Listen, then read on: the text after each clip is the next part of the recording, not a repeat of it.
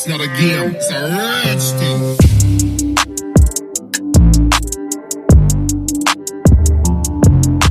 So yun mga kapitbahay, this is again your good old neighbor John from Neighbor TV, and in today's video, so pag-uusapan natin ang dalawang bagay na napakahalaga when it comes to uploading videos, and that is quality versus quantity. So syempre alam naman na natin kapag mag-upload tayo ng mga video, kailangan natin talaga ng quality. Quality meaning to say, dapat maganda ang presentation nito, both audio and video. So actually naman kung tutusin natin, pwedeng hindi naman ganun kabongga or katindi yung presentation ninyo when it comes to editing.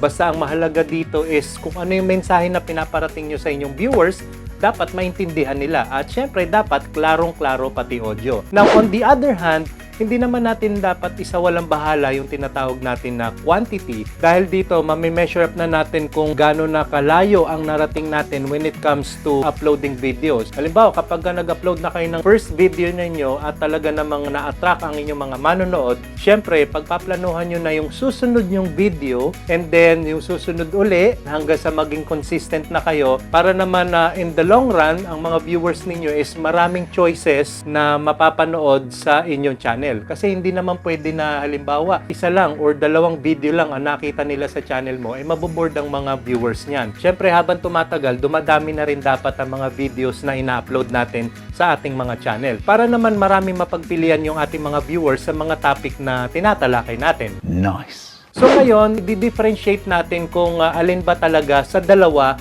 ang mas kailangan nating pagtuunan ng pansin. Is it more on quality or is it more on quantity? Kasi meron na rin tayo ng mga naririnig na kasabihan na dapat quality over quantity daw. Kapag naman kasi mas nag-focus ka sa quantity, halimbawa napakarami mo nang na-produce na isang produkto, wala naman itong quality, wala rin namang kwenta. Now on the other hand, mas pinipili ko yung more on quality ako kesa sa quantity. Bakit?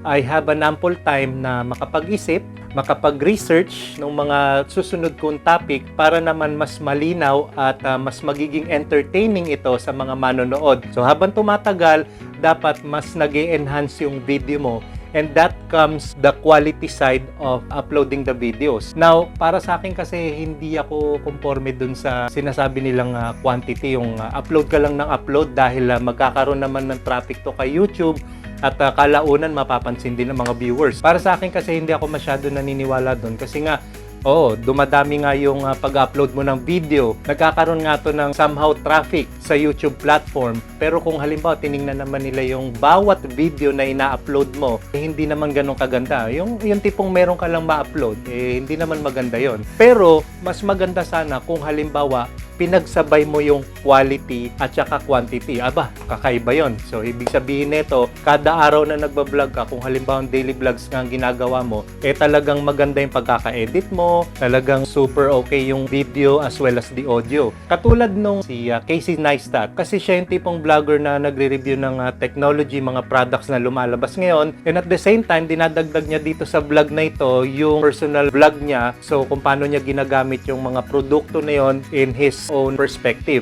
But anyway, sa tingin ko meron din mga ibang mga vlogger naman, kagaya nga sinabi ko kanina na more on quality, katulad ni James Johnny, yan, pinapanood ko rin yan. More on parang business type yung kanyang mga topics siya naman, nag-a-upload siya once a month lang or sometimes hindi pa nga Paminsan nga, after 2 months, sa kanya sinusundan yung previous vlog niya or previous video niya. Kasi sa ganung paraan, malaki yung ample time niya na makapag-research at talaga namang pinapaganda niya yung kanyang video. So, doon naman sa part niya James Johnny, kapag ganun ang technique na ginagawa natin, okay din naman yon. Pero kung halimbawa, hindi ka pa kilala ng mga viewers mo at nagpapasimula ka pa nga lang sa YouTube, masasabi kong medyo mahihirapan tayo sa ganong kalagayan. Kasi kung medyo matagal yung panahon or yung interval ng pag-upload mo ng video, baka makalimutan ka na rin nila. Pero kung halimbawa, sikat ka naman na, kagaya nila Kong TV, yan, yung local vloggers natin, siguro kung halimbawa mag-upload ka man ng after 2 weeks or after a month or even 2 months, siguro naman makikilala ka pa rin ng mga viewers kasi kilala ka na. Pero kung halimbawa namang nagpapasimula ka pa nga lang, halimbawa may nakita silang isang video na maganda, aabangan nila uli yon. Magkikrave uli ang mga viewers na maghanap ng magandang video na in-upload mo. So, ibig sabihin, the next time na mag-upload ka, make sure na kasing ganda ng previous vlog mo or much better pa. Sa ganung paraan, magkakaroon ka na ng traction from your audience at marirekomenda ka na rin ni YouTube as well ng mga viewers. At doon na rin papasok on the other hand yung tinatawag nila na quantity. Kasi ginagamitan naman ng technique ng mga ibang vlogger na halimbawa, nakapag-upload sila ng magandang video, hinanap ngayon ng mga viewers. Ang gagawin nila agad ngayon is gagawa agad sila ng another video na hindi na nila patatagalin pa. Alam mo yun, yung mga tipong after a day or two, mag-upload ulit sila ng isa pang video na kasing ganda nung previous video na ginawa nila. Kaya nga may mga technique sila dun eh. Yun naman yung pinagsasabay nila yung quality and quantity. So, kung maganda yung isang video, nagkaroon ng traction, gagawa agad sila ng video after that. Hanggang sa ang ginagawa na nila sa loob ng isang buwan is gumagawa na sila ng daily vlog, but they have to make sure na maganda talaga yung mga video nila every day na nag-upload sila. O, diba? Pero kung halimbawa, hindi nyo pa kayang ganun. Kasi nung nagpapasimula pa lang ako, nagkaroon ako ng challenge sa sarili ko na gawin ko kaya yung ganun na daily vlogs. Pero honestly speaking, hindi ko rin nagawa eh. Siguro yung pinaka-maximum na video na nagawa ko within 1 week is 3 videos lang. Medyo hirap din ako kasi ako lang din yung nag-shoot, ako lang din yung nag-edit nito. So kaya masasabi kong ubos oras at ubos energy din talaga.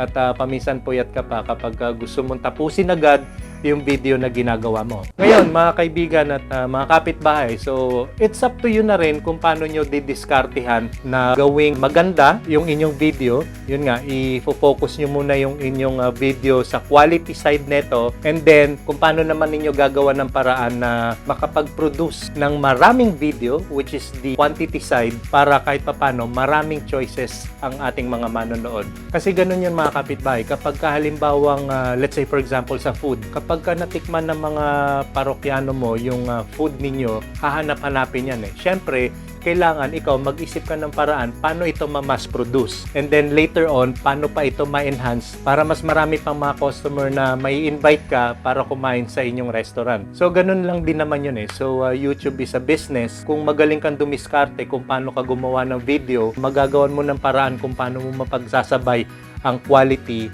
and quantity. Pero at the end of the day, para sa akin, masasabi kong I go for quality as compared sa quantity. At syempre, kumbaga, naihanay ko na sa isip ko kung ano yung mga dapat kong sabihin at i-relay na message sa inyo. So, yun po mga kapitbahay. So, I hope may natutunan kayo dito sa vlog kong ito.